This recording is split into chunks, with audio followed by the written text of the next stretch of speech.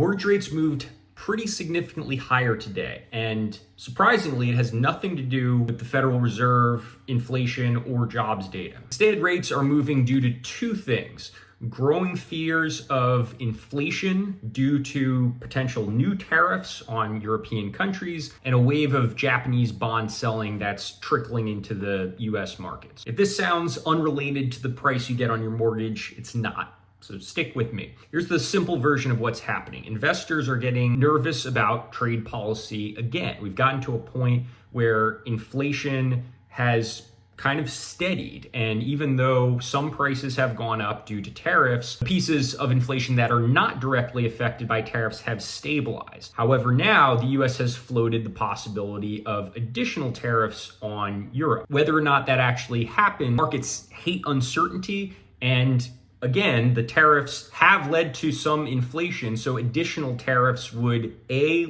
probably lead to some level of inflation, and B, and I think this is almost more important, it's going to restart this whole cycle of tariffs where it's not going to immediately show up in the data. It might take another 9 months before we see how actual tariffs that happen right now affect the numbers down the line. The other factor is Japan. Now you might think, why does Japan have anything to do with our mortgage interest rates? But the biggest reason by far is that Japanese investors are the biggest buyer of US Treasury debt, which is typically the same pool of buyers as mortgage-backed securities, which drives mortgage rates. So when there's a selling of Japanese bonds, which there was today, that can trickle into the US economy because there's a fear that those buyers of our financial products are going to leave the market or at least pull back on their investment, which will affect our pricing. This is a good example of how mortgage rates don't always